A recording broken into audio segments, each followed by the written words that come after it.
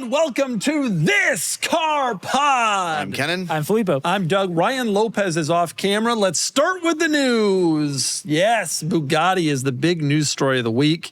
Porsche is divesting. You heard about this? Of course. This is a big story. Porsche has had some financial troubles.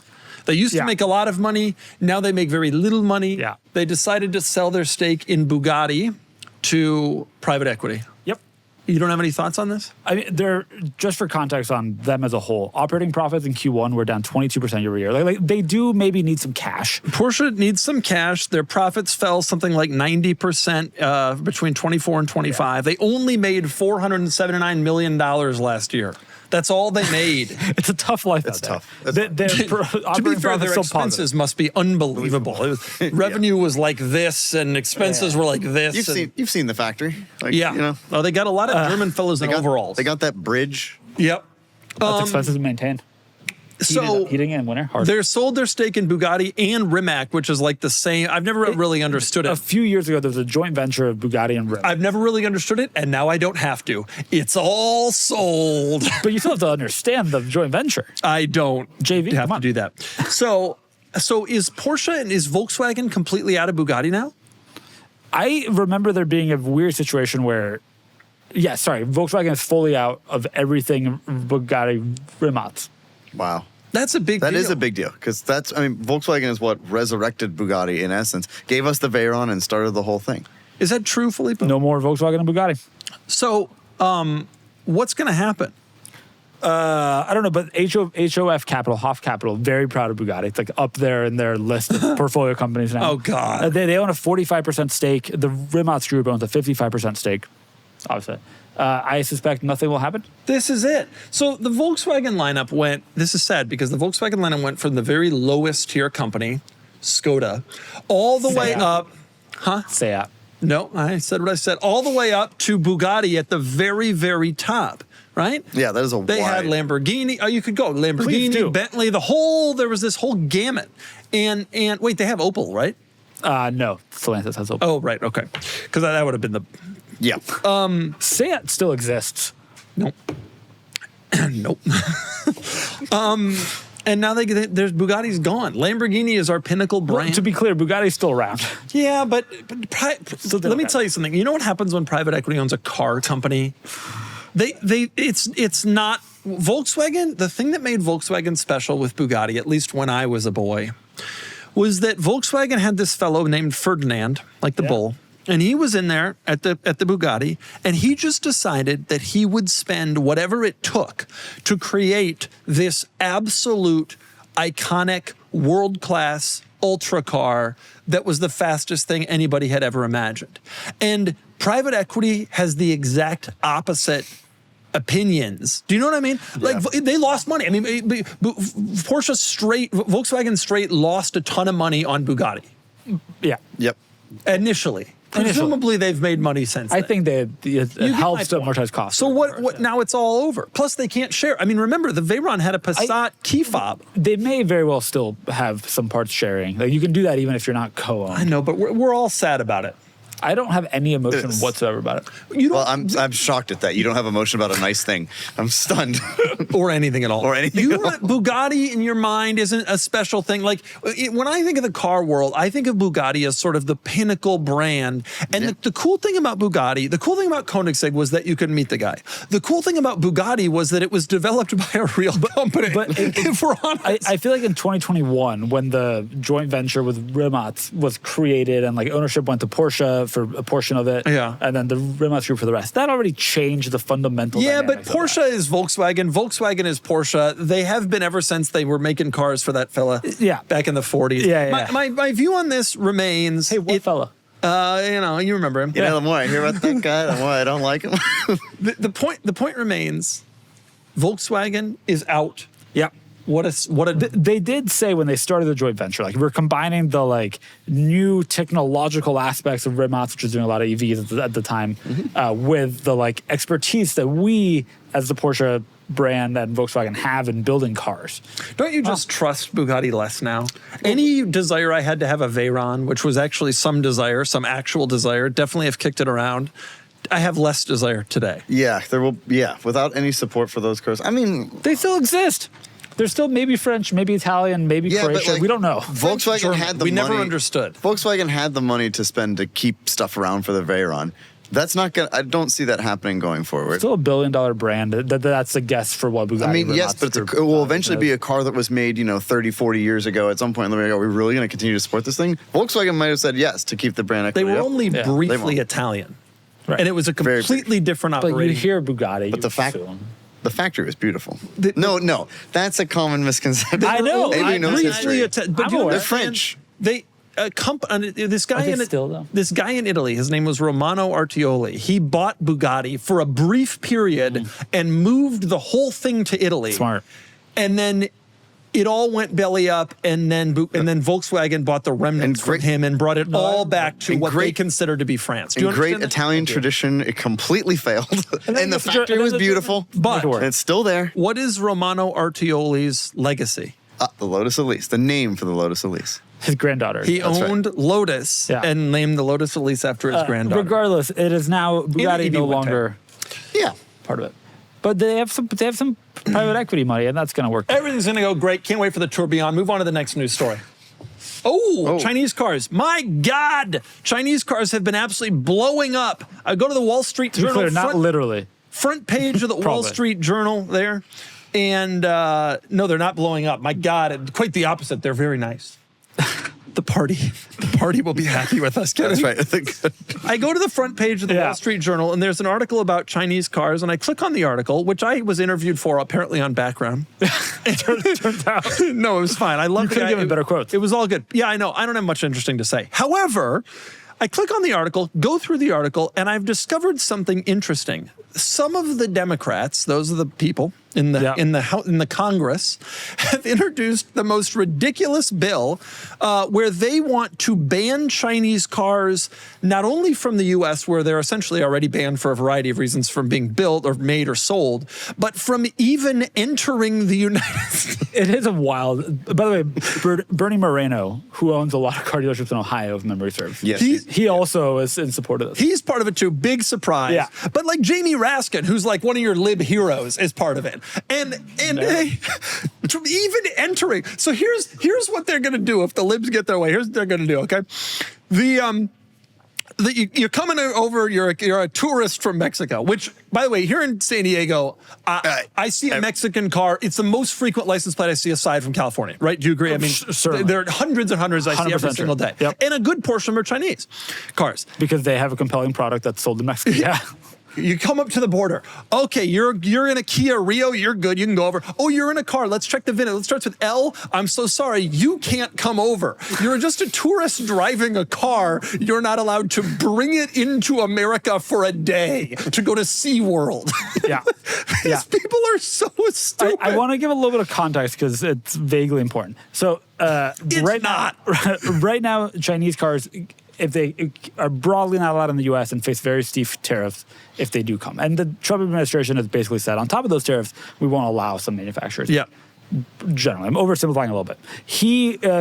President Trump opened the door a little bit during a speech a few weeks ago, saying maybe we can, with the right terms, allow some Chinese manufacturing if they manufacture them in the U.S., but they're a Chinese brand. Which I we could allow totally them. support. Yeah. We'd allow it for the Koreans. Right. And there's been a little bit of a reaction to that of both Democrats and Republicans, but Democrats wrote that letter saying, no, we shouldn't allow the Chinese cars here under any condition. Jamie et Raskin, cetera. who seemed until today like a fairly reasonable individual, Congressman from views Maryland. Chinese cars even driving in America Yeah, as it's a an little wild. existential threat to the car industry. And why is that?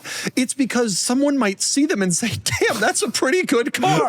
Jamie Raskin's by the way, he's a congressman from suburban Maryland. There's Yeah. no production in his district. He views this an existential threat that we might see Chinese cars and decide, oh, they're actually not so bad.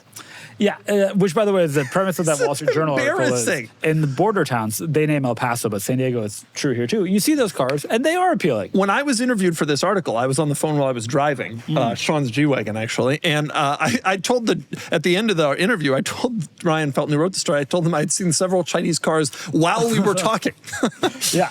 But they're banned now. They can't even drive over the border. By the way, I do feel for the people that drive Buick Envisions or the long what about wheelbase that? S90. What about Both that? of which are made in Imagine China. if Jamie Raskin, of course, has no idea about any of this stuff, but imagine if he knew there are already Chinese cars. They've already infiltrated. The Buick Envision has already infiltrated our country. And the long wheelbase S90. And presumably some number of Teslas that were built in China and sold in Canada, which was allowed, they've come over the border. God knows where they are now.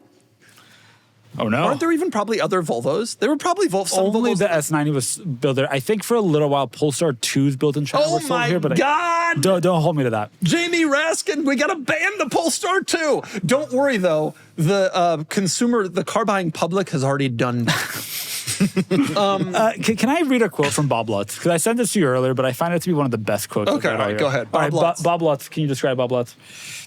It's like the quintessential American. Like He was an auto automotive executive. CEO, yeah. Also wild.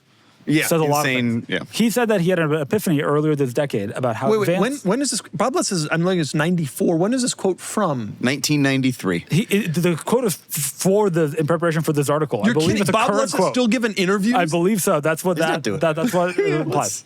Apparently, in this article, he's quoted as saying that earlier this decade, he had an epiphany about how advanced Beijing had become when he bought a Chinese-made Buick Envision. Bob Lutz It purchased rocked a him. Buick Envision. Because of the total silkiness and sweet refinement. He said, I thought, boy, if they know how to make Buicks like this in China, they obviously know how to make great Pull cars. up a picture of the Buick Envision. For those of you who don't know, the Buick Envision is the single most mediocre vehicle manufactured and sold in the United States in the last 15 years. Please go back to, I mean, honestly, any of them, but That the one? first, yes, But yeah, I do. It was that one Yep. that was really so offensive. It was Boy, the I'll tell you, Bob Lutz, if they can build a Buick like this one, America doesn't stand a chance. Right. total Really silky- stirs the soul. 180 horsepower, 2.4 liter four cylinder, and the cloth seats were pre-stained. The total silkiness and sweet refinement of the vehicle. The truth of the matter is, of course, this car was not available to consumers because it was such a big hit with Hertz Avis. Yeah, there weren't any left over. What a shame. Couldn't buy one. You couldn't find one. High demand. Anyway, Chinese cars banned from America in theory. That's what the libs want. However, it would be really bad if it happened because the next news story is You know what's wild? Missed calls and silent follow-ups. They're the silent killers. That's how businesses leave money on the table without ever even realizing it. Somebody calls, nobody picks up. If they go to the next guy on the list, game over.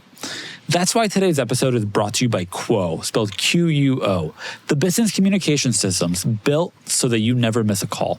And full disclosure, this isn't just an ad read. Our team here legitimately uses Quo for our phone lines. When you call us, Quo is helping our team. And here's what I love about it. The entire team can handle calls and texts from one shared number. No more, I thought you were going to call them back or reply. Everyone sees the full thread, replies go out faster, and the customer actually feels like a human is paying attention. And it's not just a phone system, it's a smart one. The AI logs your calls, it writes summaries, flags the next steps. It can even qualify leads or respond after hours. So your business is still working, even when you're out looking at cars. No surprise that it's the #1 rated business phone system on G2 with over 3,000 reviews. More than 90,000 businesses run on it, including ours. Money's on the line, so always say hello with Quo. Try Quo for free, plus get 20% off your first 6 months when you go to quo.com/cars. That's QUO.com/cars. that some Chinese company, Great Wall, Filippo's hero company, probably. He's a They're not my socialist. He's a favorite. communist. They're not my favorite of the manufacturers. Wow. He has a favorite Chinese car company. doesn't. My favorite is MG because it's a just heritage. just like my grandpappy's. Anyway, All right. At the Beijing Auto Show, they revealed additional information about a platform that they actually talked about at CES. But they are thinking about launching Great Wall Motors, Yep. GWM, Yep. named after, indeed, the Great Wall. They're the GF sub brand, which is Great Faith, but they have The old GWMGF. they have It really teased rolls off the tongue. that they The Trump people are concerned about Chinese cars being sold in the United States. I reviewed a car called the Feng Cheng Bao. What was it called? The Feng You're close Cheng enough. Bao Leopard 5, Leopard 5. but that was a loose translation. But don't forget Loops. about the BYD Seal and the Dolphin and other nice That's animals. true. If they had a car called the Dolphin, Regardless, they've announced that they're working on a V8, a 4-liter turbocharged mid-engine V8, and a carbon fiber monocoque chassis. to take on Ferrari. Yeah. Your company is going to get taken down by GWM. Let me tell you something. I feel okay. We're going to be fine. No. Ferrari's moved on to 6-cylinder powertrains, plug-in hybrids. Right. In the Delusion. V12 SUV that they currently build. Oh, speaking of SUVs, Great Wall also said that this V8 is going to find its way into the tank, which is a giant, bulky thing that they make. It's a big SUV. So Ferrari's over here. Mid-size SUV. Ferrari's over, yeah, but it looks bulky. It It's looks like bulky. the G-Wagon. Yeah. It looks bulky, Yeah. but it isn't. Ferrari's over here with their 6 cylinders, and they're losing Formula One, unlike Cadillac, who wins. And Not so. Close enough. Great Wall is coming in with a V8. Now, why is a Chinese company developing a gasoline powertrain of any kind, let alone They've a V8? made clear that this is not aligned with current trends in China, but you don't say. they want to compete internationally, and they do think that, especially in the U.S. and especially in the supercar segment, they need a V8. I'm reading to enter between the market. lines here and the belief that Great Wall thinks that the barriers for the United States for Chinese cars to enter may fall. Yeah, I do imagine they also are thinking maybe about the Middle East, where there is some appetite still for The Great for Wall never internal combustion. fell. No, Yes, it doesn't. they certainly But- are thinking about that. A lot of the Chinese manufacturers, especially this week, the Beijing Auto Show is wrapping up. There have been a lot of kind of press cycles and interviews. A lot of them are saying we do expect that we'll be trying to establish a dealer base or production in the U.S. in the coming years. There's certainly an outlook towards that. Chinese manufacturers, the competition in China in the automotive space is quite tough. It's tough to The Chinese have automakers profits. want to sell cars not just to They China. need to survive. Yeah. Fundamentally. There's like 100 Chinese brands. And profits are massively declining because of a huge price war that is happening, driving prices down. BYD, which is one of the largest, has had quite horrible earnings in Q1. They need to expand to Europe. They need to expand to the US, which is, if they're successful, likely be their second largest market after China. That expansion matters. And they think that if we bring, I think Great Wall Motors is thinking, if we bring engineering from, they have an engineer that was the chief engineer for McLaren for a while. Right, known for the reliability. Yeah, this is not a reliability play. This is a performance play. And they think that it can work. And so clearly they're taking steps towards that. I think that it's interesting. I'm not sure about cool, but I think that it's interesting that they're taking steps towards that. I didn't say cool.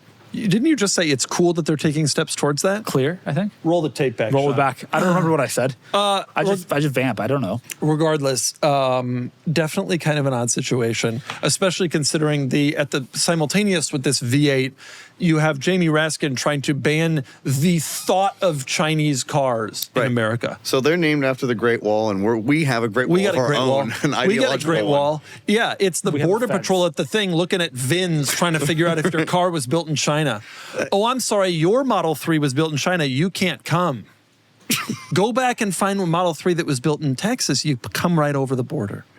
Silly, Ridiculous. dumb lawmaker BS. Repeated reminder that lawmakers have no idea what's going on. Speaking of people who have no idea what's going on, and speaking of MG and Great Wall, our great Chinese. Where is this going? The other day I was Yep. driving in my Countach. Sure. Yeah. And They barely knew what was going on, let's be honest. I pull up next to it, a stoplight there, up the street, actually, just up the street. I pull up next to an MG. Like a real MG? It's interesting that you say that. I think they're all real MGs, which is why when the guy said to me, wow, I haven't seen one of those in a while, I said to him, I haven't seen one of those since I drove the Cyberster. How did he react? I didn't actually say that, but I Yeah. should have. But mostly because A, would be dumb, and B, you can't be heard over the car. I know. He's talking to me. I'm like, dude, don't. Yeah. That's, All right, next one of these. Oh, wow. All right, Shelby. So we've been talking, the Dark Horse and the Dark Horse SC for Supercharged. Very cool car. Are out now, have been talked about, they've been revealed. Yeah. There's been an open question of why they got rid of the Shelby GT350 and Shelby GT500 nomenclature. We have learned this week that Shelby was apparently taking an $800 per vehicle cut of the Shelby branded models. And that was enough for Ford to decide, we're done with that. Wow. We're keeping our $800, and the Shelby name is meaningless to us. The Shelby name is worth less Carol than is $800 gone, to them. so now they're like, Everybody's They're trying gone to for a cut costs in here or there. We got the tariffs to deal with. and so Ford decides to cut heritage. Tens of millions of dollars were paid out, therefore. How many could they have sold? 14,000 units of the GT500, that's 11 million. And apparently it's another 20 plus million for the GT350. Wow. Dang. 800 a car. It's real money. I mean, It's real money. I would argue that it probably, we'll see what happens with the Dark Horse, which I think is lovely. It has not been a great seller. There appears to be one in the office. It's not a dark horse. GT. I don't know what that is, but I knew when I saw a GT350, I knew what that was. Right. They Is have it one of worth- those in the office too. Is it worth 800? Probably. That's the question. I mean, Truly. the Shelby brand has been so inextricably linked to the Mustang since its inception. Well, and in to essence. Dodge. Well, he did work for Chrysler for a time. For last car Carol point worked is, on maybe was it the doesn't matter. first-gen Viper. I But agree with that. Like, there's all these Ford Shelbys and there's all these Chrysler Shelbys. What the hell's going on? The GLH, a great vehicle, Very great. Yeah. goes like hell. Yeah. But I don't know. I'm in two minds about it because the Dark Horse is really cool. But I agree. Like when I see the Shelby badge as a Midwesterner, cool. I know what that means. Probably worth the $800. I think Shelby it had probably is. there was such a following there. I wonder if it also prevented them from using Cobra because they ditched Shelby, but for some reason didn't bring back Cobra, which they haven't used since yeah. 04. You'd think that's where they would have gone if they wanted to get a Mustang performance trend, they but should instead they have. came up with this new one, which is Dark Horse, which I think has been a little bit confusing to enthusiasts, to be honest. Is that the new Shelby? I don't know. Cobra must The be Shelby, they Cobra must own it because the yeah. Shelby Cobra, like that was where that came Maybe from, so. I mean, Mustang Cobra was also a thing for a long, long, long, long time. Right, but I wonder if Decades it's and all, decades. It might be related there. Who knows? I don't really know where the trademarks lie, but $30 million. Some big amount of money went to Shelby. Now, I think Shelby deserves a big amount of money. They got a cool brand. For God's sake, didn't we all love the Chrysler Laser Shelby? Oh, the Daytona. Remember the Daytona? yeah, the one from Yeah, front-wheel drive hatchback Shelby. Do you remember this course. car? Oh, you do? You do not. You were living in Italy. We'll find out not in a that second. one. What year was that? Like 2000? Dodge Daytona Shelby. Yeah. I'm not talking about the real Shelby Daytona. Yeah. Oh yeah, no, of course I remember this. This. Yeah, of course. We hosted one. Let me tell you something. This car had at we least 140 horsepower. We'll find out. Yeah, let's see. The Shelby Z. I don't think it even. Sold by Auto Obscure Garage. 174 horsepower. This 200 thing- pound feet though. This thing was a mover and a shaker. that's Pull a up the good-looking interior automobile. of this car. It's fine looking. If you're ready for it. Oh yeah. Oh, I want that in my life. It is so shiny. Are and you purple. disappointed that you're not a part of this? brown. Yes, Well, I am. I've always wanted to review all these 80s Chryslers. None of them work right. Now that Ford is no longer paying them, they maybe they'll come out with other partnerships. Maybe we can get the Dodge Dart back. All right, give us our next news story, please. I'm good. All right. Speaking of the Stellantis. Dodge Dart, Yeah. There is a report that's exclusive to Reuters this week that Stellantis is going to focus the majority of its investment in 4 brands. They have 14 brands, as we've talked about before. Those brands, dead. No, that's not actually true. That's not what they those said. brands will have some like platform sharing and like What? That's not crossover. even really what and they maybe said. some local. You are totally specifics. out of character, out of line with what actually was reported, which is that I they're going to have stood- focus I on a stand couple by brands. everything I said. God, I just click on Stellantis and hit news to pull this story up, and the thing is coming up is Stellantis employees complain of nosebleeds, migraines, vomiting. Return to Detroit office, News: yeah. Stellantis HQ ailment complaints. What we know: Stellantis HQ investigated by Michigan after employee illnesses. Stellantis workers raise health concerns at Auburn Hills HQ. Oh my God! All right, I will give the actual The information. but reliability is so bad it's infecting the people. They are still going to make all the brands, to be clear, they currently have. Although they have made clear that they may dispose of some in the future. That may not be the word they use, but that's what they Yeah, I do. hope not. I know they're going to dispose of But some. they will obviously still do some like badge engineering platform sharing with other brands and have some region specific. I wanna make a point. Can you name the 4 brands, Kennan? Yeah, it's Kennan and I will. Please. It's Jeep, Alfa Romeo. No. Wait, you're Oh, talking sorry. about The four that survive. yeah, Jeep, Alfa. Ram. I guess Ram. I don't remember the other two. That's really unfortunate. What are they? There's 4. You can only remember 2. Well, those are the only ones. Can I tell you why I don't think this? What are they? Jeep, Ram, Peugeot, and Fiat. The reason I don't think this is a big news story, they already are only focusing on the primary What are you brands. talking about? Jeep They have- has gotten they have brands like Chrysler that has a minor facelift of By the way, minivan. did you see that Chrysler is reportedly legitimately Yes. considering making an off-road Pacifica? I did, and I decided not to include it. You know because- what makes me should sad do it. about that? I wouldn't buy it. Even though last week I said I want an off-road minivan, I don't want an off-road Pacifica. I want an off-road Sienna. I don't trust the Pacifica. Listen, I think this is great, and I'm thrilled that you're doing this, Chrysler. I don't trust your vehicles to go off-road.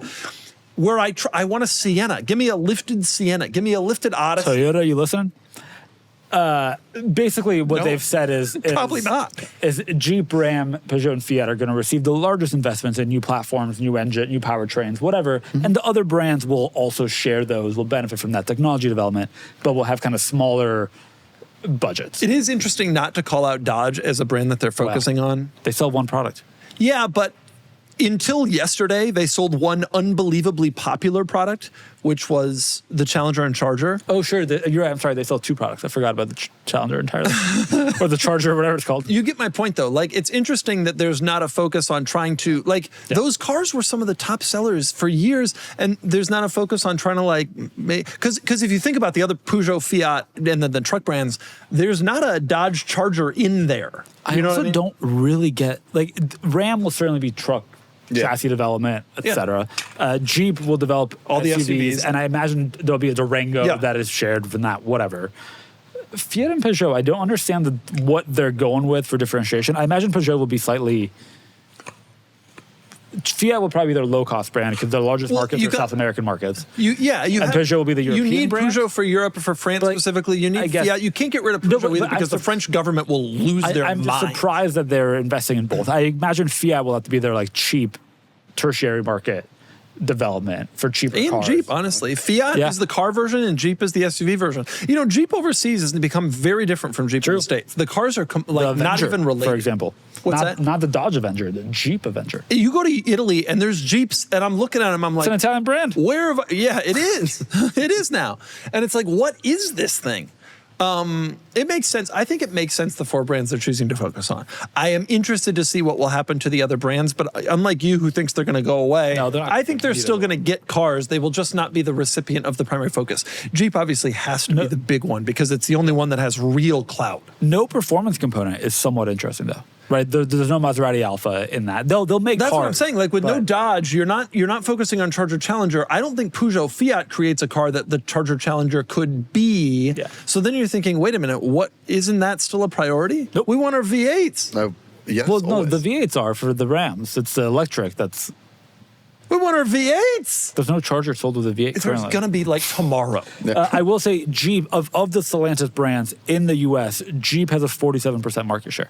Ram has 34%. And then the rest 47% market share of the Stellantis brands in the US. in Ram has what? 34%. You know, if you had looked at that 5 years ago when Dodge was still selling the Charger and the Challenger, those numbers wouldn't be the case. Right. Or 15 years ago when it was all branded Dodge, would be different. Oh, yeah, definitely that too. All right, what's our next news story? Oh, yes. Okay. Speaking of Chrysler, yeah. I can't believe we're going to talk about this. This is just such a great story. We're going to tell the story. Move on. All right. This is a Ram Promaster. It is advertised as having a 9-speed transmission. And indeed, the transmission has 9 speeds. There's 9 gears. There are 9 gears, but there's a lawsuit, a class action lawsuit right now that it is intentionally programmed to never go into gears 8 or 9. This is what the lawsuit alleges. Alleges, yes. That the transmission is, for various reasons, Stellantis, even though it's a 9-speed automatic, has programmed it so it will never reach 8th gear and 9th gear. Now, Yep. I know what you're thinking. Oh no. When What you will I rebuild do the- without my gears? when you rebuild the transmission, you'll have 2. You don't need to. They said, was that gear made in China? You can't come in here. You can't use this one. It is Silly. just such a That's great ridiculous. story. Also, what are the damages? Right, that is a great question. Are they gonna- Yeah. What are they the gonna- damages? are they gonna Is say there it's fuel fuel- economy? Yeah. Right, that's the only one I can Certainly. think of. But that's EPA. It's EPA, so it wouldn't have gone into 8th or 9th for testing either. Yeah. All right, move on to our next story, please.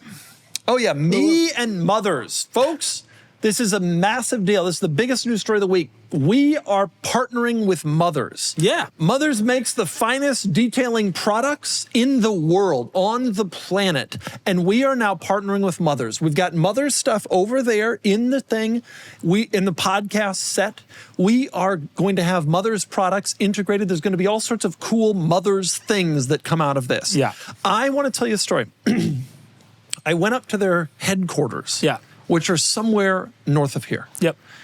Maybe it's Orange County. Maybe it's Los Angeles. We don't remember. Nobody knows. And they were great. We met all the Mothers people. It was a lovely experience. I met Mother. Wait, there's a Mother? I met Mother. She is real. She is a woman. She is Mother. You know, I never really thought about the name, but it's actually because there's a mother. There is a Mother. Mothers, to this day, despite being this big detailing powerhouse, is a family-owned company, and Mother is at the top. Wow. Yeah. And then her son's like, how? She has two sons who run the Mother, business. yes.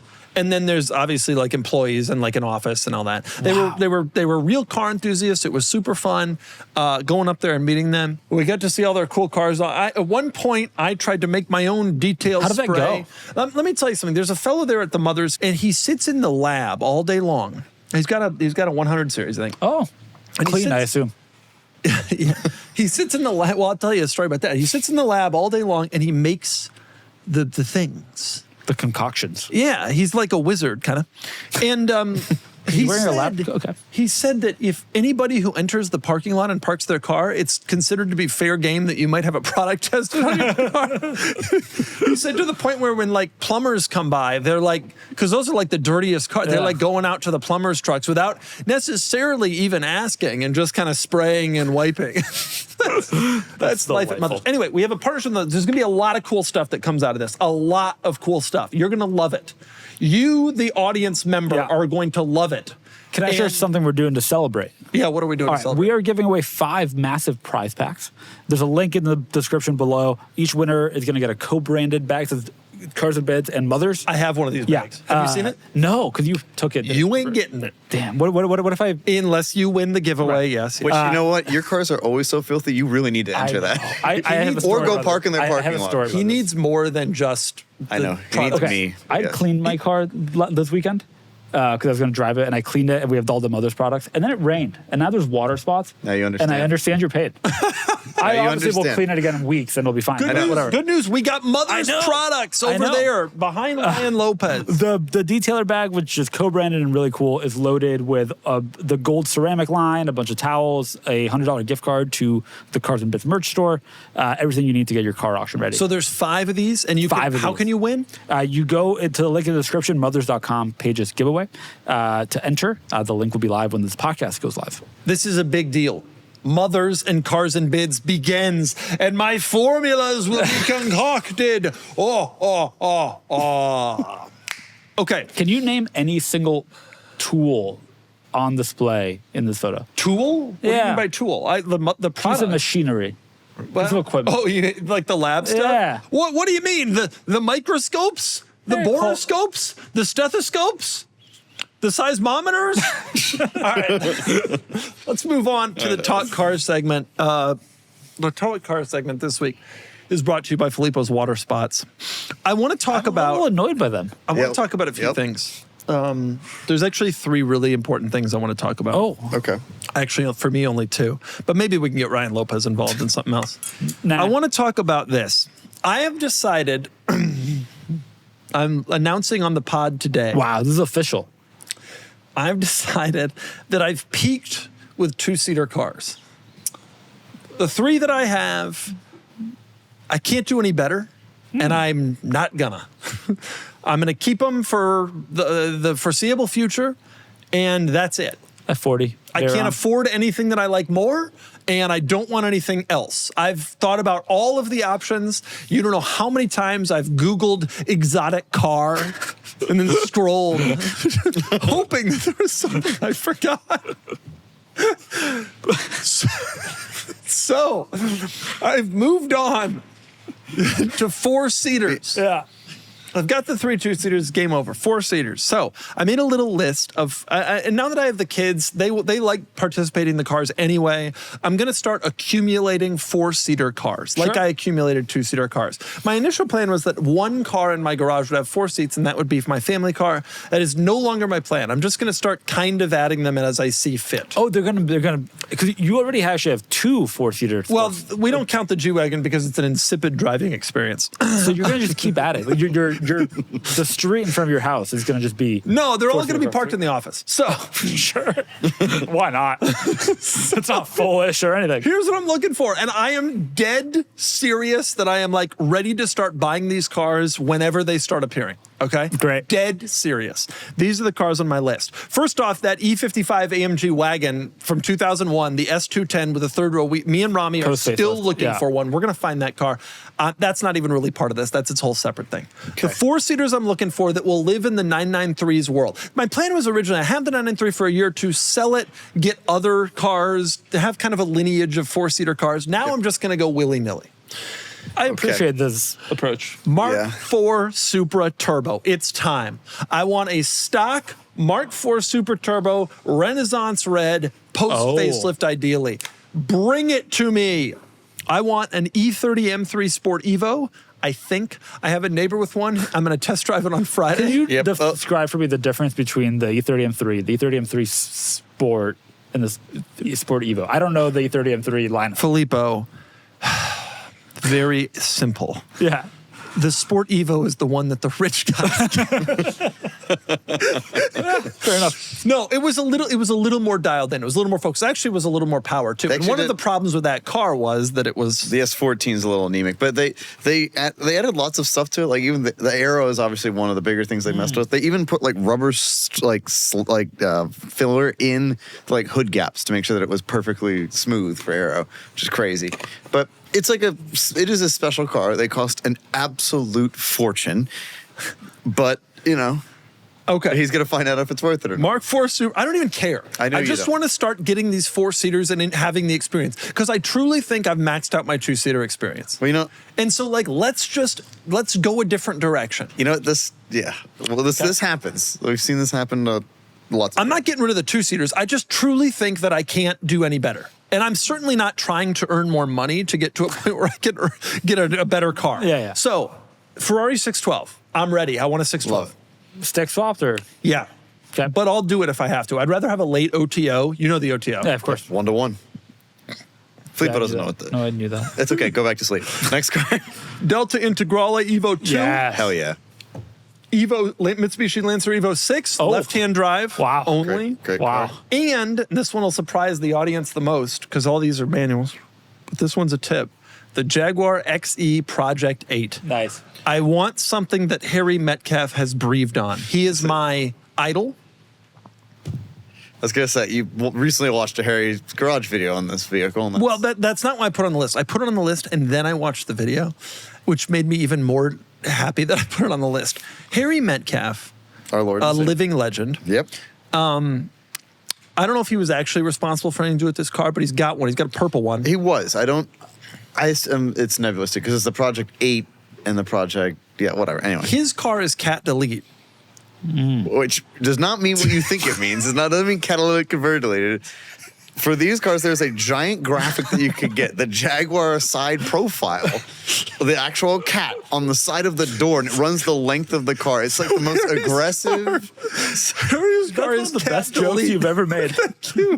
But I only want the car with cats, and it's plural, by the way, because it's on both sides. There is a giant cat graphic on the side of this car that literally goes from the very rear to the front door. Yeah, pull one up. XE Project 8.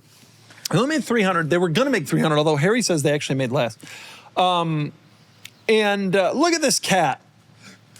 If I want this cat car, and I want it now, and I want it with cats, and Gotta have cats. I want to tell you something. This car has 600 horsepower, and it's I also like the XE generally. okay. That's Wow, a that's weird interesting. take that a isn't supported by anybody it's a else. good-looking small sedan. Okay. You can get a used one for like $4. No, I I'm was good. looking there too. Auto good. Trader, let me tell you what's on Auto Trader right now for XEs. There's like 100 of them, right? More than that, I'm sure. That's good. 99 of the 100 are 4 cylinders for $6,000. Yeah. And then there's one Project 8. I do want to throw Look out at there. this cat. Look at that cat. We have here at the Cars and Bits office 2 of the things on that list already. Yeah. Has that influenced your decision in any way? Yeah, I drove the 612 and the Super. I loved them both. They were already on my list, but I've driven them and I'm like, yep, they should be on my list. Something to consider. So my point is, Yeah. I'm just going to start buying them. I love I'm this not for going to you. wait till one's gone and do a whole, oh, this one's out, this one's in. We're just going to start accumulating 4-seater cars. We have peaked with 2-seaters. It is time to move on to the next realm of car. When one comes up, I'm ready to we'll buy be a there Supra in the room. literally right now. So when you say 4-seaters, it doesn't mean just 2-door 4-seaters. You mean 4-door 4-seaters, I anything with guess 4 seats. apparently initially this started because I wanted only 2-door 4-seaters because of the kids, but then I was poking around in the Supra over there. Yeah. I'm already like dangerously close to outgrow. I need to get a Supra like yesterday.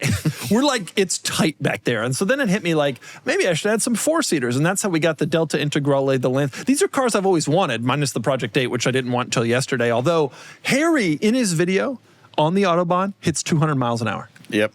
Yeah, Harry's real. This car You know, does 200. How many sedans ever built have done 200 miles an hour? Seriously. Yeah, not many. E60 M5's done it. The E60 M5, yeah. What else? A lot of these Not BS many. cars are limited and stuff. Yeah, that's This true. thing I will mean- do 200. You've never even been in a car that does 200. I have, but admittedly, I've never been 200 miles I mean, an hour. the point. Yeah, it's more like a theme for you. It's like an overarching thing. I've been in the room. You've been in the room. Yeah, you've been in the room. Okay. Anyway, we're going on 4-seater cars. Are you ready for this? Because there might be 6-8 more cars in this. I'll be office. honest, you've owned that 911 for what, 6 months? Yeah. Never been in it while moving. I don't think I've sat in it. Yeah, but it's like it doesn't impact my around. life. It's around. And I appreciate that. Yeah. Aren't you going to appreciate if a Supra's around? No, I'm just ready for the text when you inevitably actually don't want these cars. What do you mean? I love mean, the 993. It's been We great. will get that text. Like, I'm over cars. It'll happen. You won't get it if I get a Super Turbo because I tell you, I drove that white one. What I'm most worried you There will get it is for. nothing greater than driving a Mark IV Super Turbo. Really? One of the great experiences. You want to know why? Yeah. Because you know that nothing you do can possibly break the powertrain. Except that You can money shift it like Nick of the TTRS on an on-ramp, and it will still continue to ride. Yep, unless you're Rob Freddy and you break it constantly. You remember his? It was always Super Turbo was always broken. He probably had a 1,400 horsepower. Yeah, he did. I'm going to go with 320. The OE right, figure.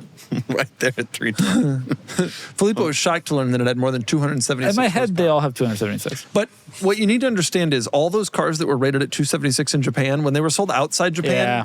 they gave them the correct That's the part I horsepower missed, ratings. yeah. The Supra actually had a few differences between the Japan one and the US one. Like the 3000 GT, they just openly gave the correct horsepower number in the US and lied in Japan.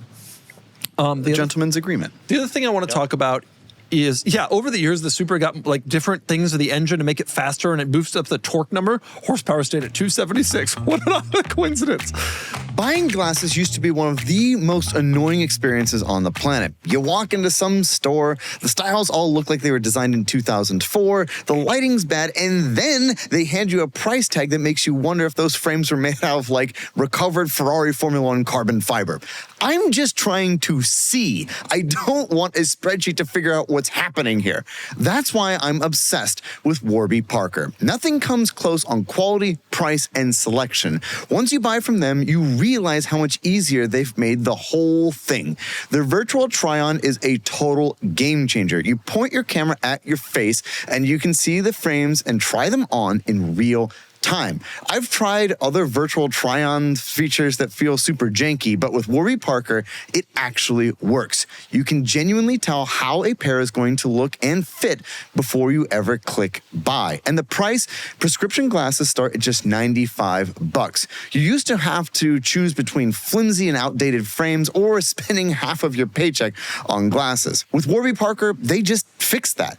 Plus, it's not only prescription glasses. They do contacts, online eye exams, sunglasses, all in one place. They've got over 300 retail stores across the United States if you'd rather go in person. And here's a cool one. For every pair they sell, they give a pair to someone in need. Over 20 million pairs distributed so far.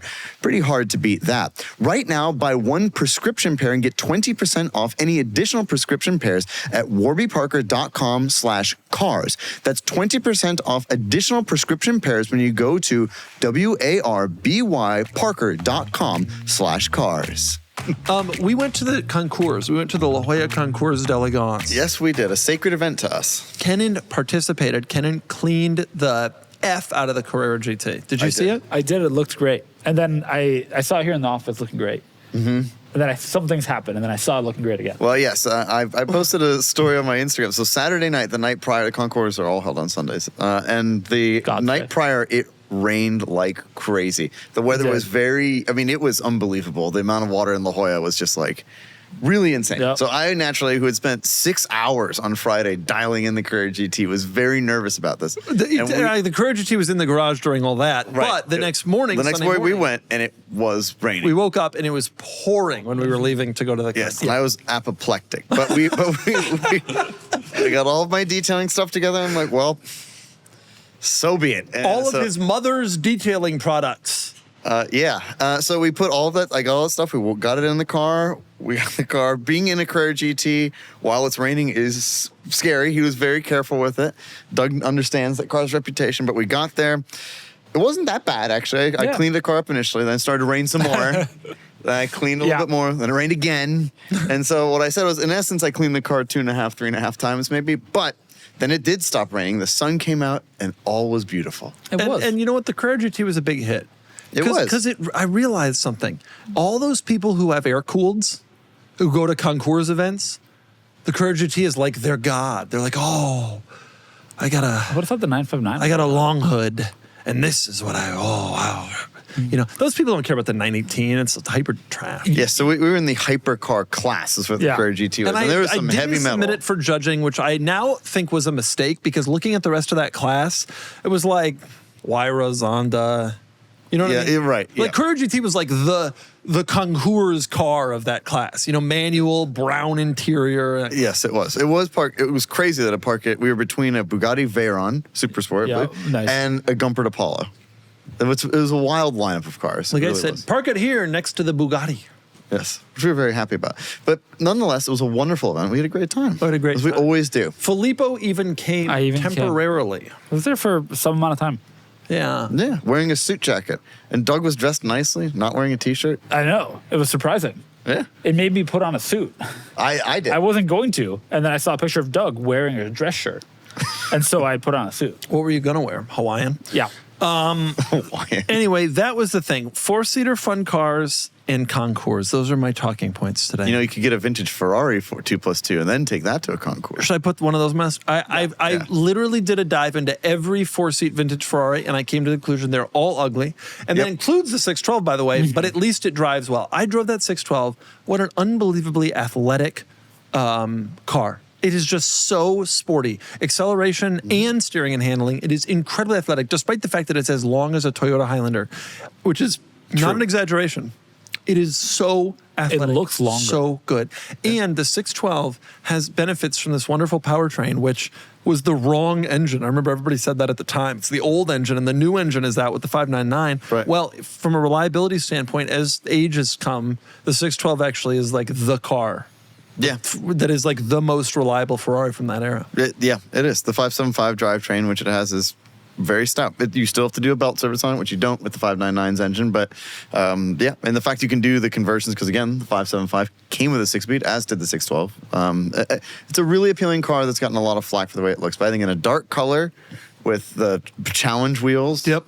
Which is all the OTOs. All the OTOs, yep. Ferrari knew what they were doing at the end. At any minute, one of these cars could be in our life. That'd be cool. I'm there for all of it. I really, actually, believe it or not, despite what I've said in the past, I would like for you to get the E30 M3 Evo, because I'm alone as a BMW guy in our friend group, and it would be nice to have another M owner in the group. I have only ever had one BMW. Yep, an E36 M3 sedan, white with a 5-speed. Yeah, years ago. Yeah, quite. One BMW. Yep. Wow. It was faster than the one you're going to buy. But I've always been an E30 M3 fan. Yeah, it's a great I've driven a bunch of them. I love them. I love how they look and I love how they drive. I know they're slow, but they are just some of the most communicative, kind of bare bones, sporty, like. It is just a wonderful experience. And I think that the next generation of car in general lost a lot of what made the E30 M3 so special. I think the E36 grew a bit too much, became a bit too plastic, lost a little bit of just the overall simple, basic focus. And that was true for basically every brand in the 90s. This E30 M3 in the E30 in general, just had this wonderful, basicness about it. That was just so perfect the way that car drove. Yeah, I don't totally agree. I think the E36 M3's interior is definitely not the nicest place to be. The E30 M3 interior is nicer than the E36 M3 for sure. Yeah, but it's still not that nice. It's fine, but I wouldn't call it nice. But the E30, I don't know. I like the E36 BMW. I like 6-cylinder power. The 90s it's the core cars, competency engine. I really think, looking back on it, I prefer the E28 M5 to the E34 M5, and I prefer the E30 M3 to the E36 M3. The next generation, the 90s plastic cars, I don't think they drove as well. I don't think they were as athletic. And I think BMW didn't regain that again until the next generation of cars, which of course is your M5 and the E46. The best era, Yeah. BMW. Yeah, the golden era. Yeah. I love the E36 M3, to be clear. I think it's a great car, but we're comparing it against E30 M3, which is really one of the more just basic stripped down. It's just like when everybody asks us to rank stuff, it's like they're all good. Got They're all really good. Today. I hope you're ready for it, by the way. Oh, well, if it's for Filippo, I can take it. We've already done but Priuses. What else could it be? Okay, bring on the American car situation. Yes. So I recently went up and reviewed a couple of cars that are coming to Cars and Bids very soon. One was a 1969 Mustang Mach 1, red, with a fireman license plate. It was a deep, stiff salute to America.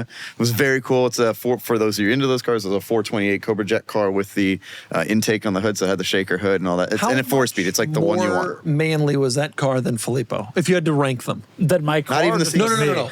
You. Not even the same 73 species. F250. No offense. That car was hairy-chested, scary.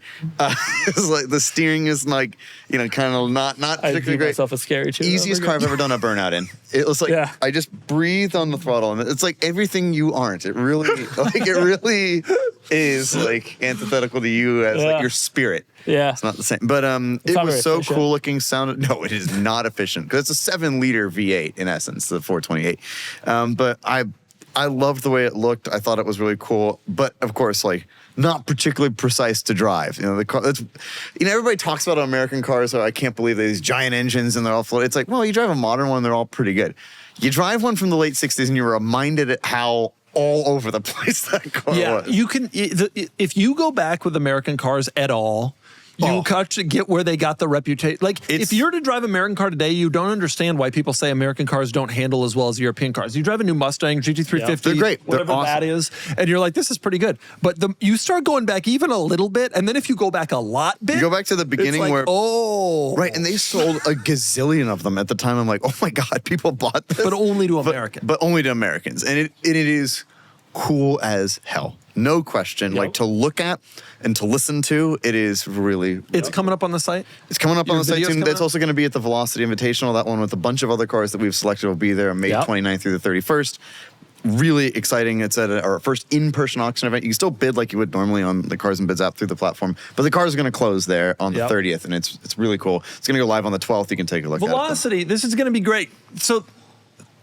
where they're going to be able to bid, but then is there going to be a bid caller in person, or are they just going to end? And is there going to be a screen? Is there going to be a screen? We will have. He's going to have a screen. Yeah, it's like an iPad. If you're there in person, we can help you get set up to bid. If you're not already, you can also bid obviously from the app while there or anywhere in the world. If you want to be there at the event, check the link in bio or check the description below for a coupon code to the Velocity. This is so exciting. How many cars are going to end right there on the premises? We will have something we're targeting 15. We may exceed that by a little bit. This is in Sonoma? At the event. It's Sonoma Raceway. Kennan, the cars are going to end right then and there. It's very exciting. This is a very exciting event. The car is really cool. Yeah. It is a nice one, so definitely go check it out. But I also drove another American car, just the other day. That's going to be... You did all this week. I did, yeah. You've had a On Monday, I flew up and did that, American flew back. On on Tuesday, I then did another car. I drove a Daytona Coupe replica.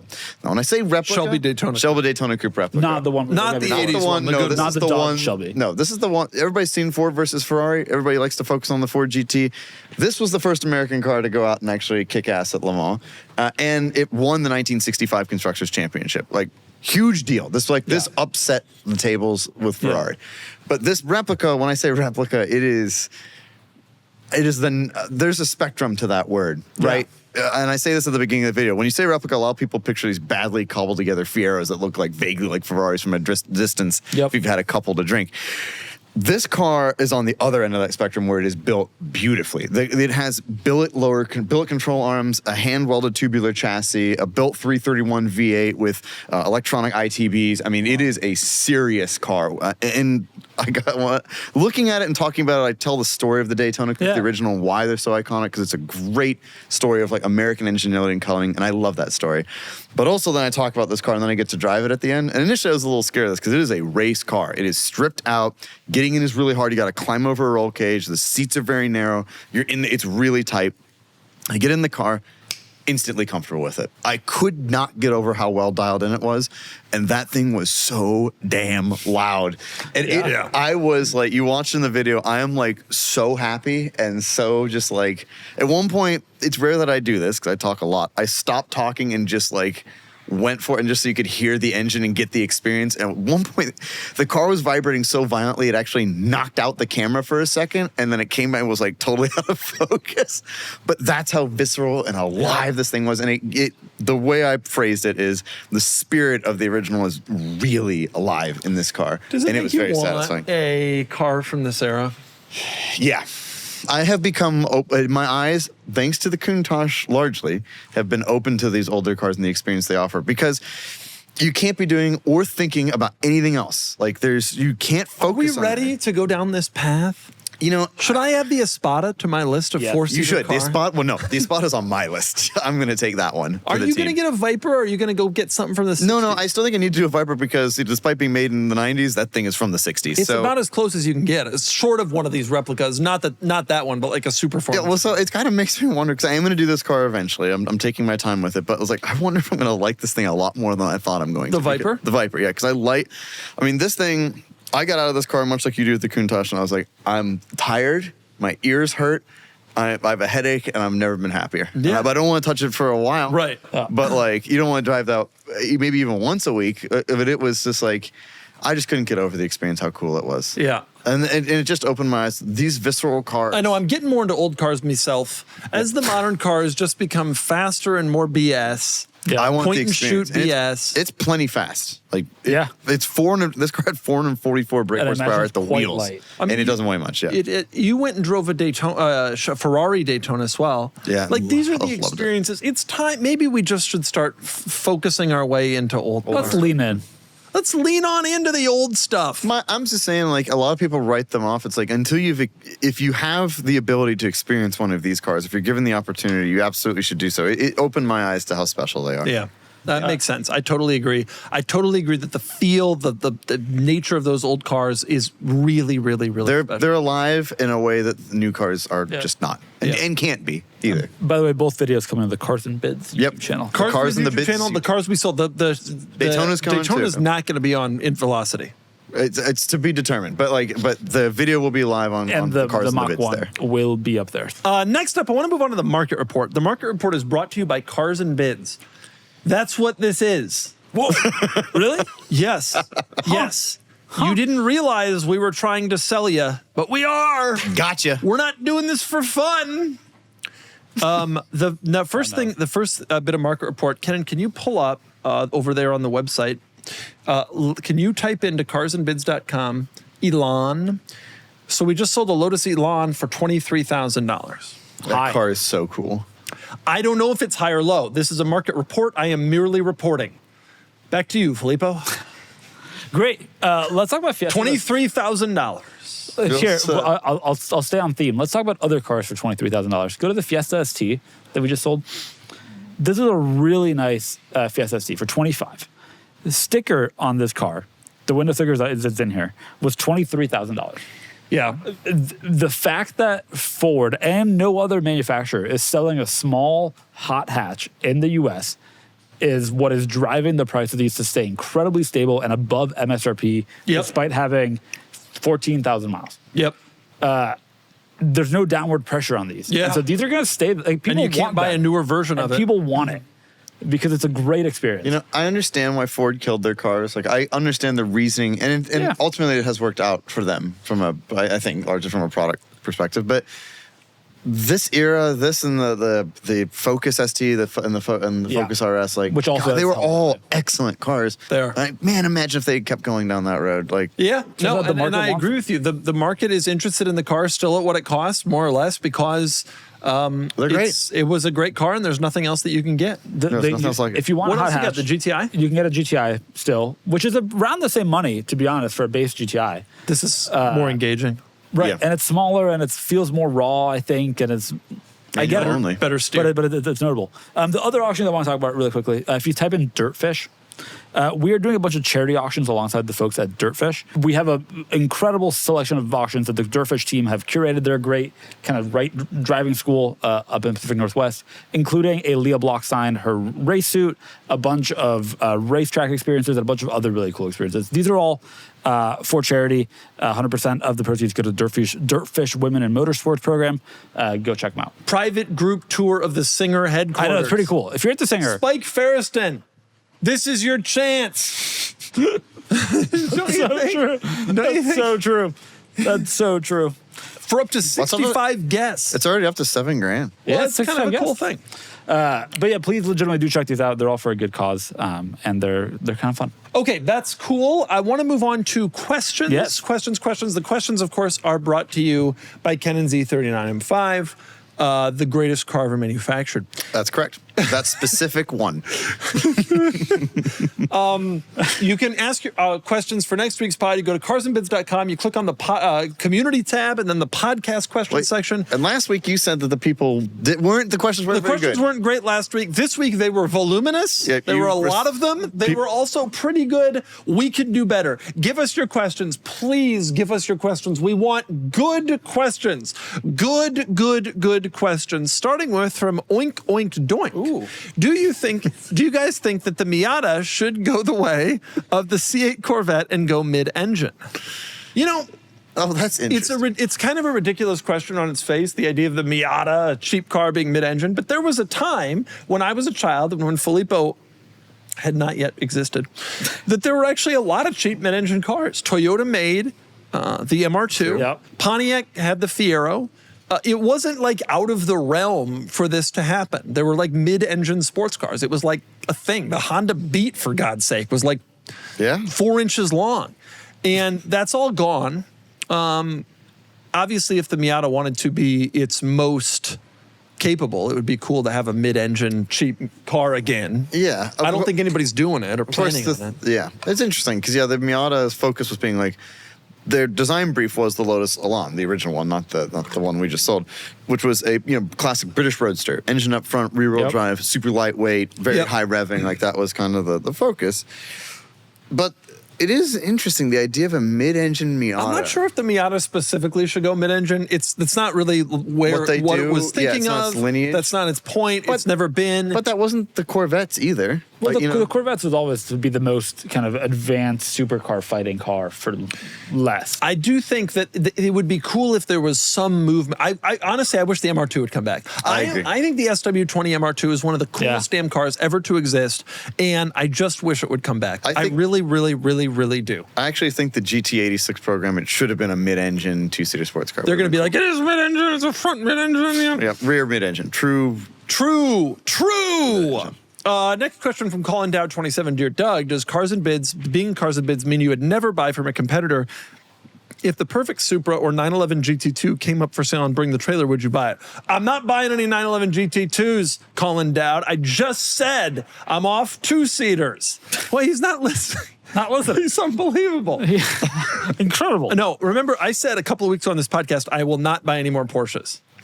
Except if the right GT2 comes along. No, I'm done with two-seaters. Oh, I'm serious. I am done. I have zero interest. If the right GT2 came along, I'd say, cool, I'm not buying it. Zero interest. Not buying two-seaters anymore. You know, my understanding is when you make these hard lines in the sand, boy, are they flexible. No, not. I think this wind could still sure happen. blows them. The In what wind way? moves it Which about. ones have I been flexible on? I was off cars. I'm for off cars. Then you bought 2 3 cars in that same years year. I was off cars. 3 long years. I'm not buying any cars this year. The same year, bought a Carrera GT and also But if the Supra, I'm definitely not getting any more two-seaters. Truly, I've not on my mind. I don't have space. It doesn't add anything to my life. But if the right Supra came and bring the trailer, I'd buy it. I'm going to tell you something, and I'm not going to get too far into this. Cars and Bids people have bought cars on Bring the Trailer, and Bring the Trailer people have bought cars on Cars and Bids. That's all I'm going to say about that. I think that if the right car lists, you buy it. You know what I'm saying? Right, and none of us can afford to buy cars from Arm Sotheby's, so that's that. But yes, I think that You know what they sold this week? What did RMs? Let's see. They sold a bunch of stuff in Europe, okay? And it was like, I have 50 for 10 million Yeah, euro and all this Monaco stuff. for the historics. You know what else they sold? They sold like Jackie X's pocketbook or something. It wasn't exactly that, but it was like Fangio's like mechanics notes or something. And they sold like a bunch of stuff like that. And for like the estimate was like 3,000 euro, and some of it sold for like 80,000 euro. But it was like old school stuff. That's cool. Yeah. Yeah, I'd do that. So we can Maybe we afford can that. afford. We can. The fees are too rich for my blood. Right. Yeah. 12%. No, I completely agree with that. The answer to the question is if you would buy a car on other platforms, I would, because sometimes you have a choice. I ain't selling on other platforms, let me tell you that, especially after some recent sales. You know, Cars and Bids is the place. That's all I'm going to say. Factually. Next question from Josue. This is a great question that's devoted to me, but I think we should all really think about it. Okay.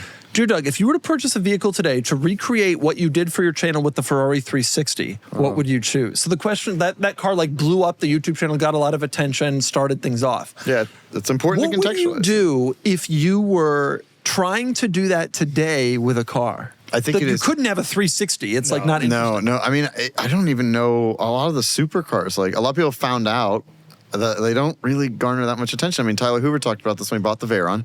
There's waning interest after 3 videos. Hamilton Collection's out there clickbaiting people, trying to get people to click on his. The Jesco was bad. Yeah.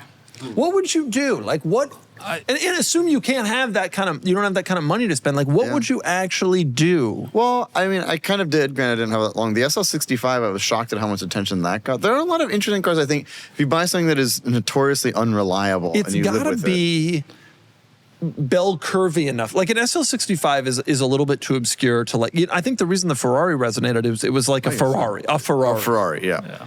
Which doesn't matter anymore. I just don't. I think Tavares has taught us that you can do that rebuilding a P1 or Matt Armstrong with a Chiron. Yeah. He also taught us you can do that with Pimp My Ride vehicles. Yeah.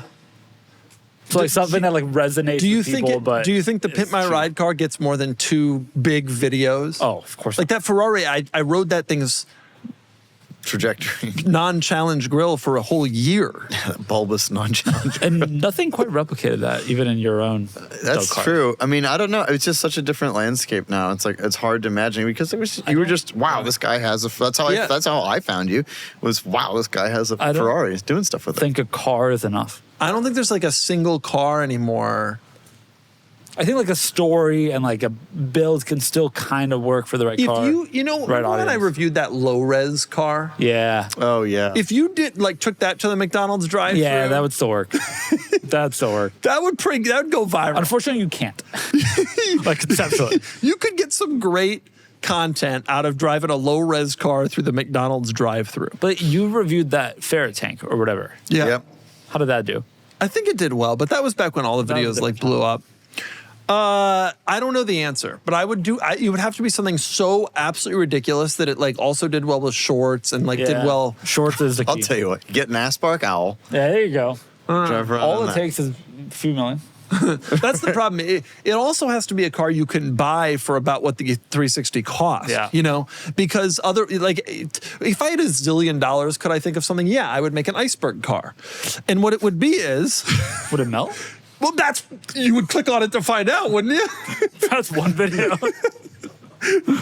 Do seals live on it? That's another video. It depends on the answer to part one. Boom. I don't even know if that is part one. I don't think part one is the melting. I think I'm going to make you watch like 6 videos before you find out it melts. See, he's still got it. Yeah, that's right. Greatest mind on YouTube. Dear Doug, from Drake, dear Doug, just watch the question about, just watch the video about the Tesla Model Y. Why did you choose the base? I'll tell you what happened. You know the story here? Yeah. First off, I think the base, it's interesting. I got a lot of hate in the comment. You're just the base. Of course it's terrible. People said something like that. It's like, wait a minute.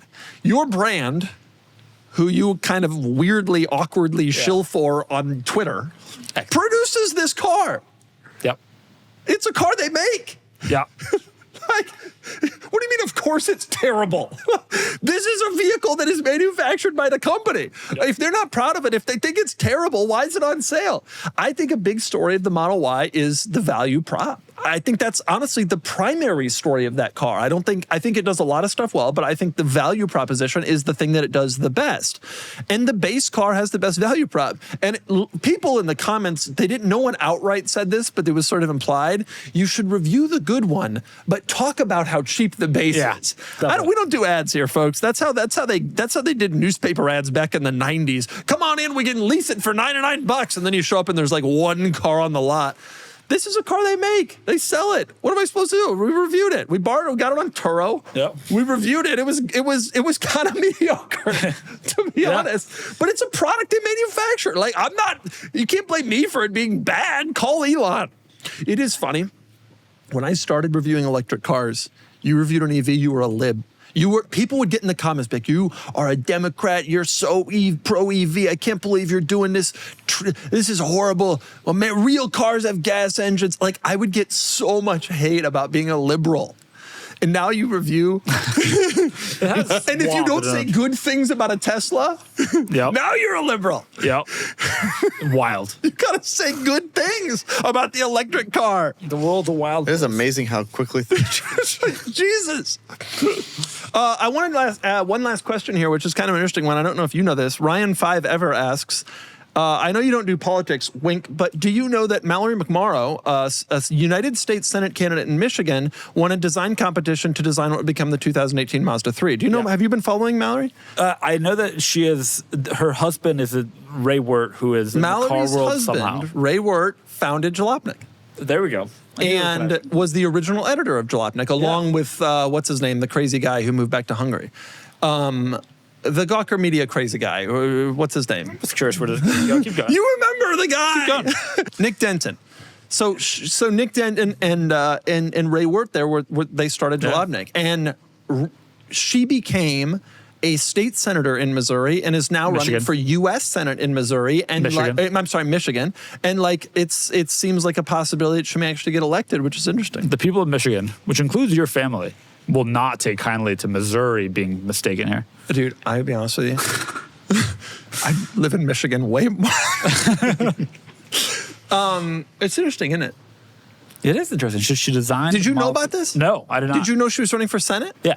Oh, there you go. I pay attention to. I'll tell you why I support Mallory. She's a Democrat. She's a car person. You know, one time, I'm going to tell you a story. One time, I went to the White House there in the Washington, D.C., and parked in the White House Oval. There was a Maserati. This was during the Trump years. Was a Maserati Gran Turismo, and I was thinking, okay. Somebody I'm not going to vote for next car.